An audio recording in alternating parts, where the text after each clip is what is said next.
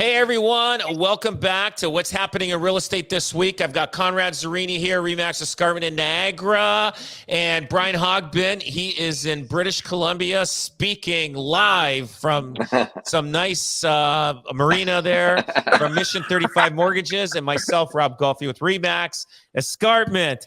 Guys, I want to talk about this lady. How is this allowed to happen? She used all her savings to buy an East Hamilton townhouse. So why is she living in her car? Somebody dropped the ball here. So this lady buys a house in Hamilton. The landlord gave the N12 to vacate, and the tenant said, "Yeah, I'm moving out. I'll move out at the end of May. No problem." They said, everybody agreed. And her closing date was June 5th. I think I have it here. Mm-hmm. And she pulls up, and guess what? Tenants are still living there, and they said, "We're not moving out." Can you believe that crap? And no. Like somebody dropped the ball here. Somebody, and I think a realtor dropped the ball here, in my opinion. Mm-hmm. Yeah, listing agent, 100%. And the you do not move in until it's vacant, right? Or you do not close until it's vacant.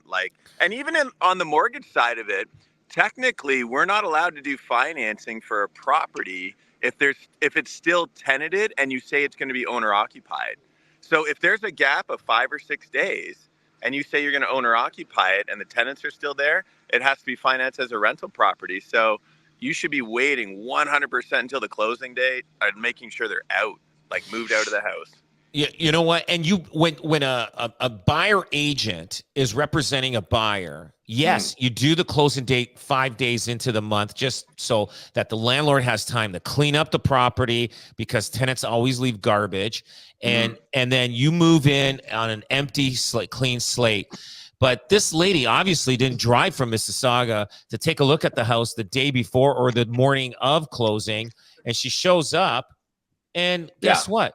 Now she's a landlord. She closes the deal. And then, you know what? The lawyer should have said, "Did you take a walk through the property?" But I get it. But the agent should have advised on that. And that's the fault of the agent. And you know what? And if I was, I don't know, I don't know if there's any repercussions or anything, but this lady, she's not going to be moving this house for at least 6 months or more. Oh, at least, yeah. If it was an N11, okay, and that's when the tenant agrees. And that's that cash for keys we talk about. Yeah, you get an expedited hearing, but she probably did an N12, that she was moving in, and she's going, the backlog right now is 342 days. 342 days. Can you believe that? In 2018, it was 32 days. That's for being in arrears. We're talking 32 days. Year. 340. Yes. You're talking a year. So the tenants know this, and they say, "Look, you know what? I can stay here for a year for free, or you pay up." The other thing is the backlog is 53,000 cases.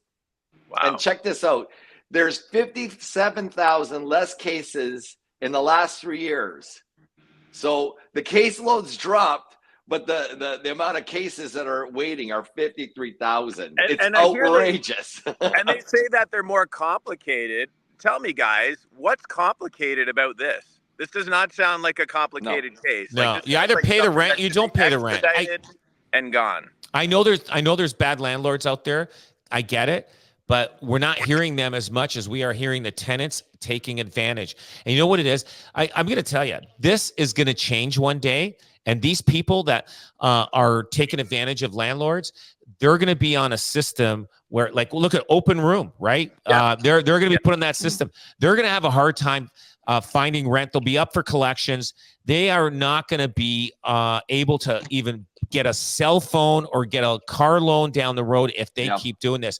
And it's going to get to a point that it's going to get so bad that they're going to change the system, and they'll be out in less than a month. That's how it will change. This is not going to go on forever. And you know what I hear is also happening is that groups of people are looking to rent a house, and they get the one guy that's got the best credit rating, signs it on his name. He walks away, and everybody else moves in.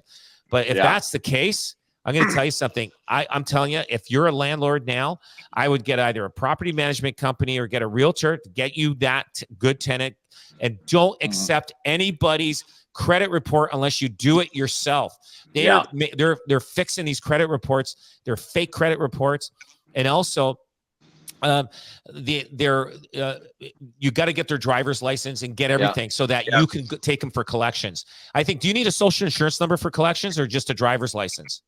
Well, you need a driver's license. You need an accurate address as well, too, right? Yeah. So you almost want to, like, I remember once upon a time, I would drop off when I had a lot more time, I would drop off the application at their house. So I knew that they would live there. Right. And then you could end up seeing how they live. No, but the other thing is, let's say they're renting from you and now they're not paying you. You got them out. How do you collect?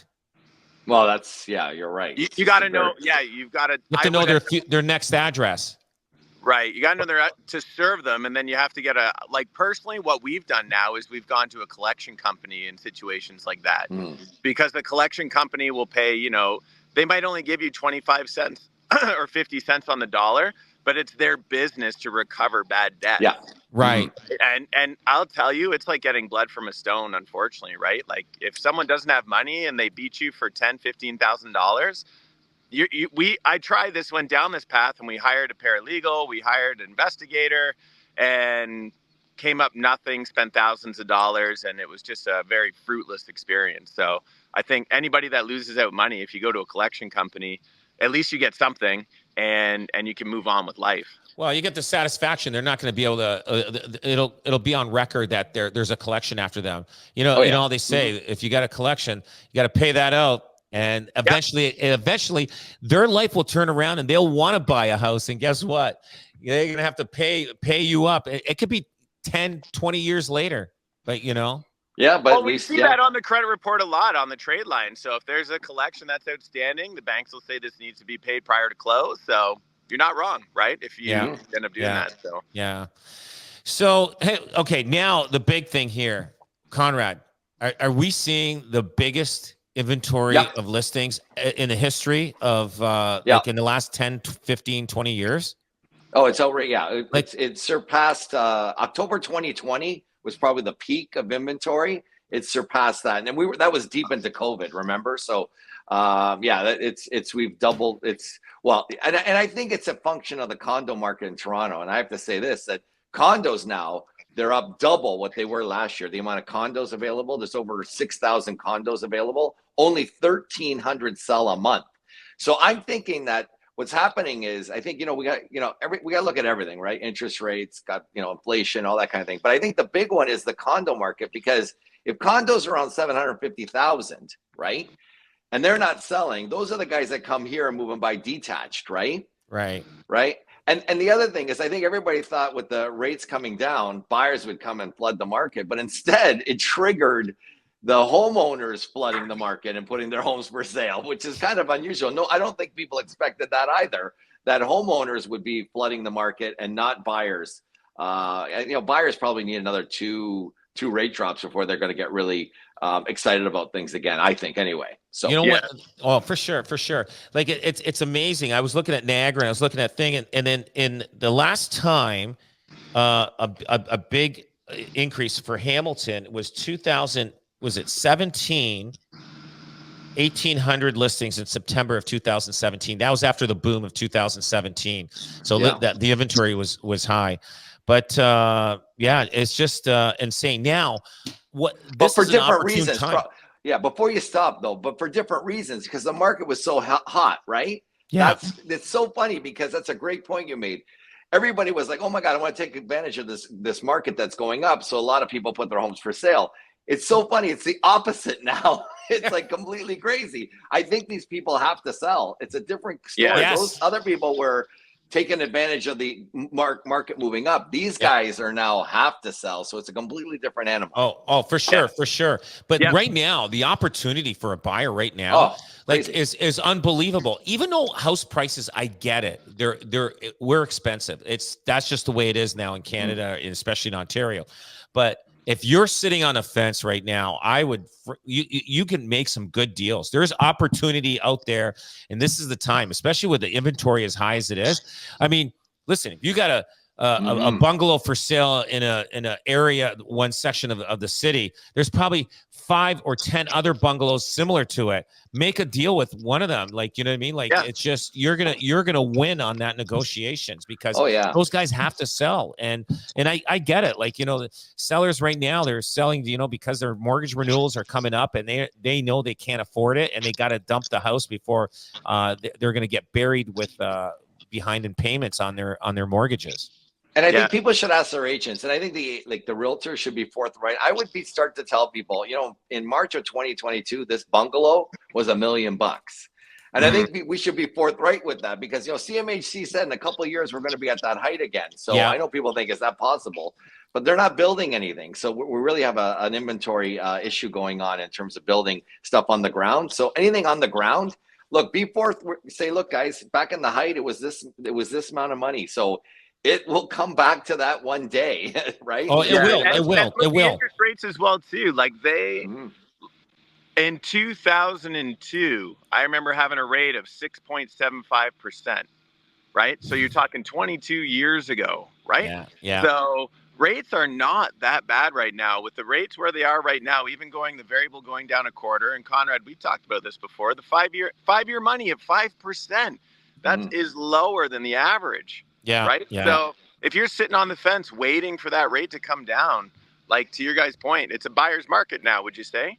Totally. Yeah. Oh, absolutely. Absolutely. Yeah. Opportunities out there right now for anybody that's looking. Well, you know, and if you're buying condos in Toronto, there's 26,000 units coming on stream by the end of this year. Oh, wow. 26,000 coming to the market. Now, they all won't sell, but that's a lot of units. There's an opportunity right there. You just hammer out whatever offers on one's going to bite. I'm telling you. Yeah, totally. Yeah, you're right. You know, you just hammer out. You go in one building, there's probably 50 for sale. Just put an offer in, and next one. Somebody's going to jump on it, and that's it.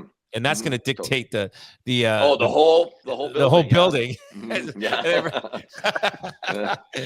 So what do you guys got going on? Anything this weekend? So you're in BC there. I'm in Kelowna, beautiful BC. Have you guys been out here before? Yes, I have. Yeah. Oh my gosh. Yeah. We're 3 hours behind. I hiked up this beautiful mountain this morning, and then flying back today, and then we're doing the cottage this weekend. First time going up. Wow, look at him living the dream. Living the dream. That's what hard work pays off. That's it. Hard work pays off. Hard work pays off. That's it. Well, guys, listen, I appreciate your time, and have a great weekend, and we'll catch you next week. Awesome. Thanks, Rob. Thanks, guys.